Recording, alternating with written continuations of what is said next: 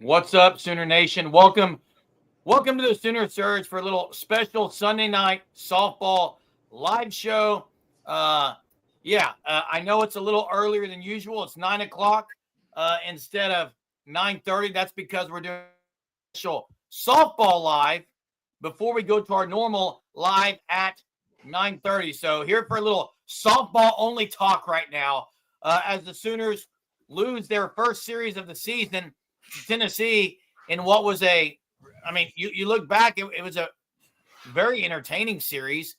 And what Patty Gasso said afterwards was learning experience. Guys, in the grand scheme of things, this series didn't mean a whole lot, except maybe they get experience. But OU's got to be better. Even Patty Gasso said in the postgame, we're not good enough yet. She also said that last year and the year before and the year before that and the year before that during the season. This is about finishing the right way. It's about correcting some issues that they feel like they need to be corrected. Let me say one thing first, though, guys.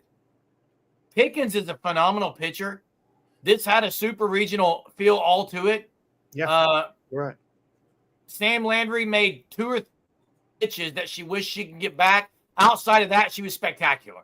She was an ace of aces. So, what's up, Jay and Jackson?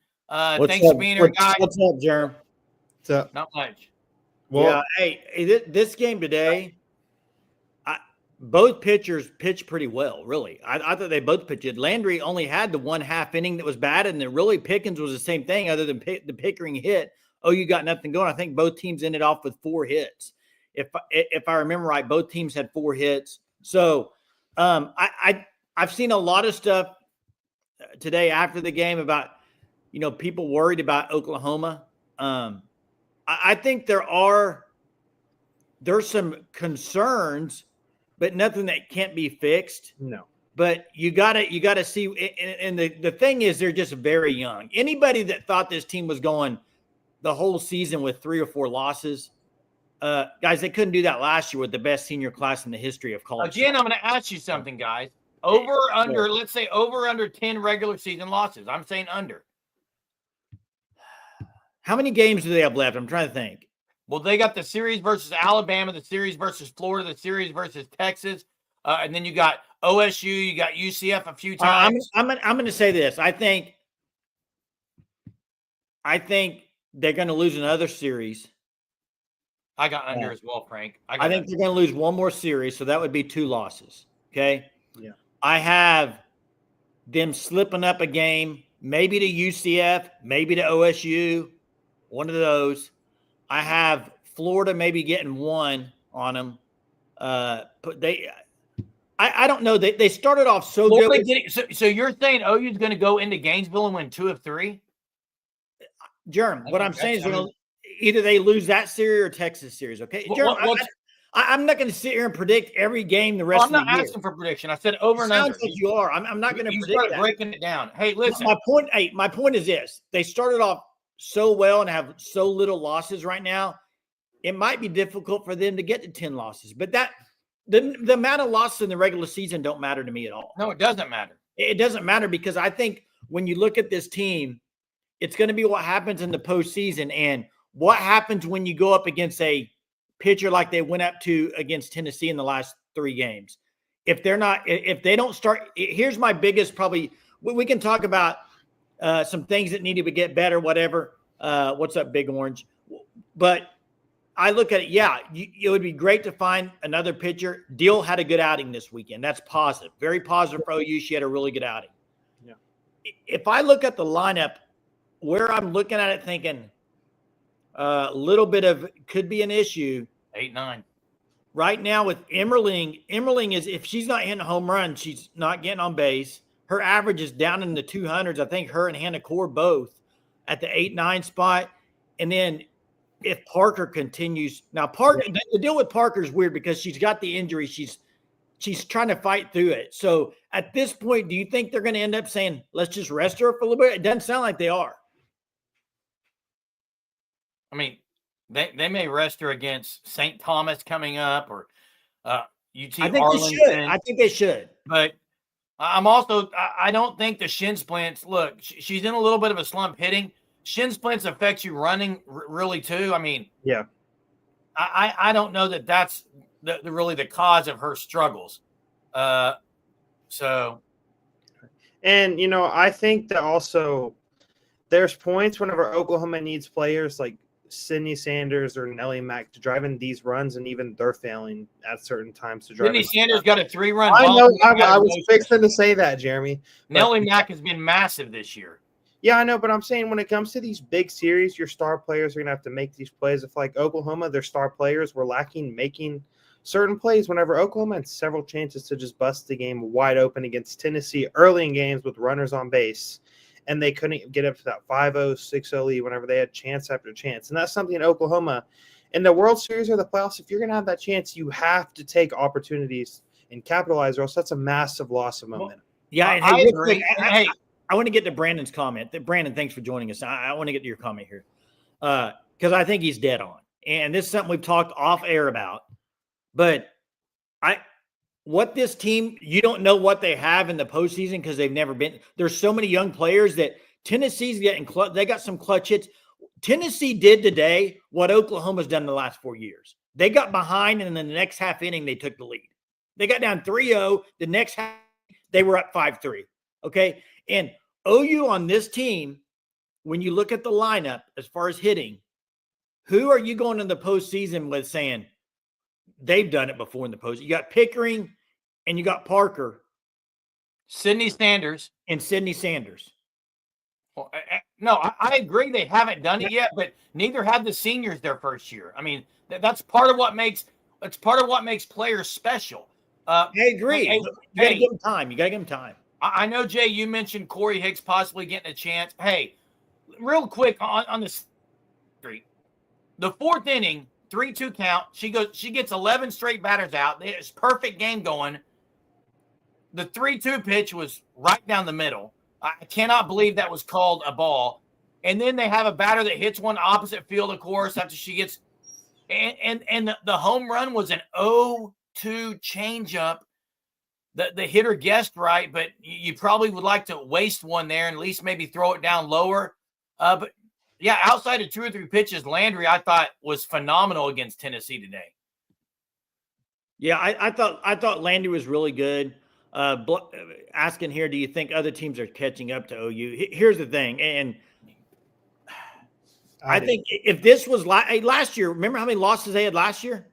7, and they weren't in the SEC. Okay, but so if they'd been in the SEC, they had 9 or 10 last year. Here's my point: is I think OU fans and even probably the national people in years past they've thought, well, when it comes postseason, nobody's going to beat this team because they just have the people to turn it up. I think that's the holdup right now is these young players. Because they're going to have to learn on the as they're playing here. They lost the series. Okay, learn from it. Next series, go be better, get the win, get the clutch hits, as Brandon says.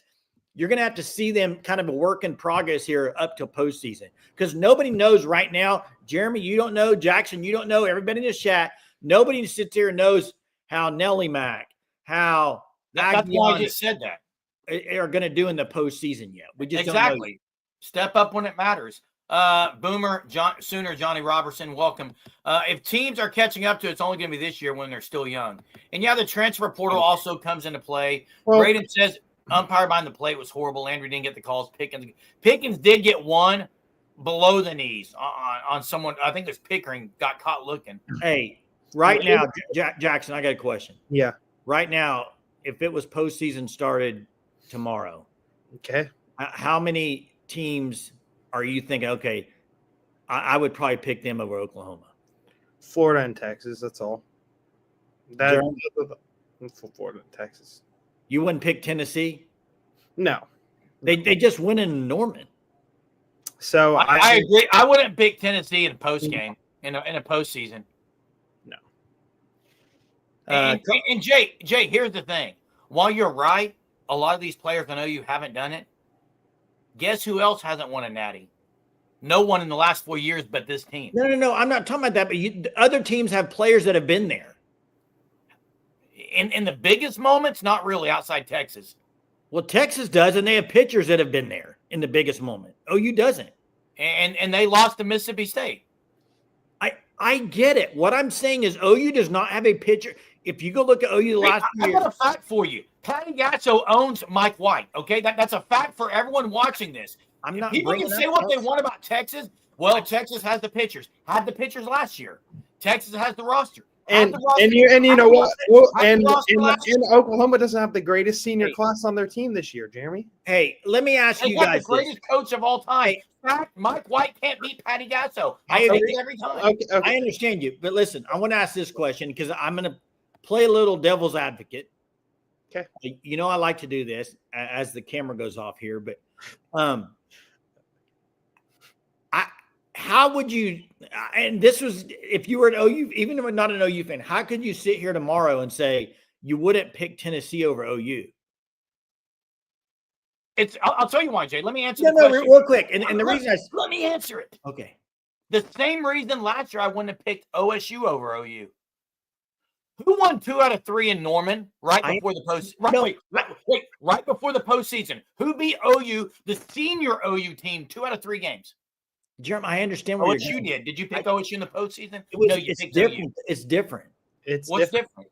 They had the best senior class that had been there 3 other times and won it. And they still have Patty Gasso. So I'm just Patty Gasso cannot play the game. No, Patty Gasso, yeah. She cannot get clutch hits. No. But man, she inspires him to do it, Jay. Oh, she does. And I'm not sitting here doubting that they can win another one. That's not what I'm saying. They can. I'm just saying it's going to be the hardest road they've ever had. I agree. It's going to be a difficult road. Yeah, you got to be. Do you agree? Do you agree it'll be the hardest road they've had in the last 5 years? Yes. Okay. I think the teams around college softball are better than they used to be. I agree. There's more talent. It doesn't mean it can't happen. And I'm not saying that I don't think Oklahoma can beat Texas just because I put Texas and Florida in front of OU. I think those are 2 teams that are probably playing better in a sense right now. And also Florida lost to UCF last week. Yes. Okay, it was 1 game, Jeremy. It was 1 game. Well, OU's only lost 3. OU's only lost 3 on the year. Wait, didn't OU give up like 15 or 16 runs to Wichita? Sure did. It was a horrible game against Wichita State. Yeah, exactly. So I don't see the point. Frank says it's more like the 16-17 winning teams. And I could see that. Hey, listen, nobody's sitting here saying competition's better now. Nobody's sitting here saying like this team's in a lot of trouble. I'm not there with this team. They lost their first series. I mean, it is what it is. Let me ask both of you this then. You're going to have to see this team grow up in front of your face this year. Yeah. Let me ask both of you this, and I would love for everyone in the chat. First off, thanks for being here tonight. This is a special Sooner softball Sunday Night Live, okay? We have our normal live at 9:30. Still going to have it, yeah. Still going to have our normal 9:30. This is just softball only live. Listen, if there was one change you would make, and I'm probably going to be ripped for it, Jay. I think you agree with me, though. I know a lot of people in the chat may not. I'm not sold on Hannah Core in the 9 spot or playing every day. I'm just not. And you know who should be in the 9 spot, in my opinion? Tia Malloy. I think I'd like to see Malloy get some more bats. I would like to hear how much she struggles. She's not getting the opportunities, so her confidence is going to be down right now. I'm sorry. The question is defensively, she's not as good. But I would give Hannah Core. I would play Hannah Core 1 game and maybe Tia 2. You could at least get Tia some action, I think, is a thing in that spot. But hey, I got you look at what was the way you worded that question? What change would I like to see? What's one change? Drop it in the chat, everyone. Give me your one change you would make. Well, I'll say this, but you're not. I already know you're going to disagree with this. Okay, so just be ready. Be ready. You may want to just listen up on this one. I know you're going to disagree because we've had arguments off there with this. But I don't think it's any coincidence. Early in the year, when Sam Landry was pitching about every 3rd or 4th game, I think that's what and I don't know how you get back to it because Bella Smith hasn't been good, but they didn't using her on the Wednesday game against Wichita State, they probably didn't want to use her. They did. And then using her twice this week. I'm just saying, I don't think you can go the rest of the year her pitching 2 out of every 3 games. I don't think you can do it. She won't. She'll only do it in the big series, Jay.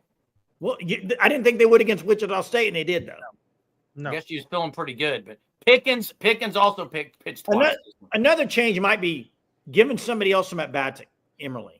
And Corey Hicks maybe get an opportunity to catch her. I would not. That's the change I was gonna say, because Isabella Emmerling, I think it was maybe Jeremy or Jay, I don't remember who said it, but if she's not hitting a home run, she's not getting on base, and that's an issue. Yeah, and I agree. Corey Hicks, I would rather have someone consistently that can get a single or a double. That's just going to be a home run or bust. But Jackson, you also got to think about Hicks behind the plate. Now, Emmerling hasn't been great, No, but there's a connection with the pitchers. Yeah, and I agree with Wade, because Jay, I've said this too when you've argued for Malloy. Malloy's been very bad pinch hitting.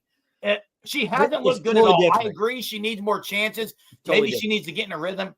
She hasn't looked good at the plate. She's looked miffed at times. And Emmerling needs to start biting her jersey or something, because all she does is pull her head out and try to pull the ball. She's got to go opposite field. Hey, on Jerm. the outside pitches. Jerm, you've played basketball. Yeah, I have. Try sitting on the bench and coming in and getting one shot. It's hard. Yeah. I think I'd like to see her with some more at bats. What about Barker in the 9 hole? Barker was so great early on, and now, I mean, listen, the reason Core's playing is her defense. She's elite defender. Right. Elite. She I gives get you it. about as much as Avery Hodge on the offensive end. Well, batting in the 200s, yeah. Riley Boone last year in that 9 spot, when she batted in the 9 hole, gave them so much extra pop and extra getting on base. One like her in the 9 hole, dude. Although she did go through a time last year, she struggled last year. Yeah, I'm to the point also, though. I think Abby Dayton has to be the leadoff hitter every game. I agree. Oh, 100%. I The wouldn't mind seeing Agbayani in the 9 hole. Yeah, I wouldn't mind that either. But I'm not. Listen, I don't want to sit here and guess every lineup, because that's Correct. I don't know enough about softball, and I'm not Patty Gasso, who's won a ton of championships. Okay, but I just know that when you get in, you're gonna. This is not like Big 12 play. This schedule is just going to get harder and harder. Now, what you will have is a team ready to go in the postseason with a lot of experience against tough pitchers. But I guess I'm at a point where, okay, you look at the schedule in the next few games they have, they shouldn't be issues. I'm playing Hicks. As Teresa says, I'm giving some at bats to some of these just to see if they can get a spark. And you know what? If Parker's not healthy, then I'm resting her a few games. There's no reason to try to push through it, I don't think. no. Do you guys have a concern? I tell you, someone who hasn't sat all year, hardly. Gabby Garcia, true freshman, maybe take a chance to. I mean, look, it's a grind. It is a grind this season. When you have a chance to get rest, do it. And Brady and I disagree. I'm never putting Cassidy Pickering in the No. You need people on base with her. No. Yeah, need people on base. Yeah. And Jeremy, I think on Tuesday night, whenever they play, is it UT Arlington? Correct. Maybe. April 1st. That's a great opportunity where you rest a lot of players. Maybe It's a road game. Yeah, you give some other players opportunities. I mean, that should not be a game, even if you have half your starters out, that you should lose due to rest. There's no way. I mean, Oklahoma, if they lose that game, I think that's going to be an interesting talk. I don't think that's going to happen tonight or in that game, but I think you just need, as you guys said, see if somebody can give you a spark. See if somebody can maybe hit that bomb whenever all the momentum's in the other team's favor or something. They've had some do it this year. Because how much do we miss Kenzie Hansen right now behind the plate? It's significant because Isabella Emmerling, I mean, she's not bad or anything, but Kenzie Hansen was just so darn good and consistent. Hey, who do you think's the vocal leader on this team? Vocal? Yeah, I know Marinas is like Nelly's the captain, but who do you think's like the? To me, I think Agbayani is very vocal. She's one of the vocal leaders, Jay. Agbayani. Yeah, I might go with you as well on that. Emmerling's pretty vocal. Yeah. The pitching staff, they got to. I mean, do you think we've seen enough from Bella Smith to say this is Bella Smith, or do you think? I think she'll find her rhythm again, Jay.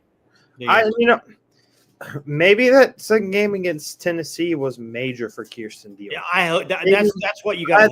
That's what I'm hoping, because if Kirsten Deal, we know whenever we've talked about games, all of us have been on Kirsten Deal about not playing great and stuff like this. And if that can get her over the hump, start playing consistent, then I think you have a legitimate second option that has a ceiling that's extremely high, extremely, extremely talented, but she just needs to find a way to be consistent and put it together. A lot of people saying Abby Dayton as a vocal leader, and she's pretty animated. Man, did you see Sophia Nugent when she walked? How she grabbed her. I saw that. Like she was doing that to make a point about OU. I tell you what, and then did you see right? And I'm gonna say, I don't have an issue with that at all. If it shows where OU's at. Exactly. Everybody wants to beat Oklahoma. Oklahoma is a team to beat. You're going to see these teams. They're going to play with more emotion against Oklahoma and all these things, right? And so I don't mind that, because last year people got mad at Oklahoma for celebrating even on walks, slamming their bats. That's something in the game of softball that it is going to be what it is going to be. And if you, as an Oklahoma fan, if you have a problem with other teams doing that, I think that's hypocritical, because your own team was doing that consistently. And I don't think it's a sign of disrespect. It's just the emotion that's in the game. Well, and here's the thing. You want to see how big this was for Tennessee after that game? It literally looked like they won the national championship. Well, they got the roster to do it. And I don't blame them for doing it. And what this does, though, it really, I think, gives a lot of teams like, hey, this team this year, this is our year. Because the next 3 years with these youngsters on Oklahoma's roster, when they get more experience, this is the year to get them. Yeah, and Dill's going to be very important. Hey, KB, we did not kick off our normal live early, KB. We're going to do our normal live at 9:30. This was a softball-only live that we started at 9 o'clock. Ron doesn't think Tennessee will get it done. Brandon says Dill's going to be very important to his team down the road. Agreed. Hey, her and Sydney Sanders are kind of the veterans of this squad. You want to hear a hot take? Yeah, go ahead. Very hot take at 9:22 on Sunday night. Very hot take. Deal may be more important in the postseason than Landry. That's not a hot take. I don't think that's a hot take. Landry's the most important. Here's why I don't think that's a hot take. Because Sam Landry, I don't know if this is going to make anyone upset. She's not as good as Kelly Maxwell or Jordy. And I think, listen, I'm going to disagree with you. I think Sam Landry is as good as Kelly Maxwell. Now, listen, we won't know until the season's over, because Kelly Maxwell last year, there were times during the season where she wasn't great. And, yeah, you're right about that. And there were a lot of OU fans last year going to the postseason, and they were like, man, we miss Jordy Ball. We just don't have that dog. Guess what? Kelly Maxwell stepped up. I think Landry, look, who would I rather hit against? I'd rather hit against Kelly Maxwell. I think Landry's stuff is better. Listen, Landry's the ace of this. It is, Jackson. You can go all you want. Landry's got better pitches. All right, pitching coach. Landry's the ace of this staff. I think everybody knows. Right. And she is. And that's not what I mean by Deal in the postseason. I'm just saying Deal has experience. I think Deal in the postseason is going to be pitching in some games that are very, very important. Right. And I hope people aren't misunderstanding. You guys, hey. Kelly Maxwell is pitching for the U.S. Hey, Kelly Maxwell is amazing. And by the way, I'm saying last year at this time, there were OU fans wondering, I just don't know if Kelly Maxwell can get it done in the postseason.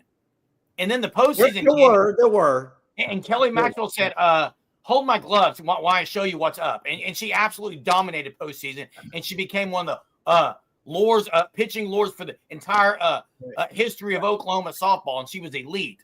I'm saying you don't know that Landry can't do that.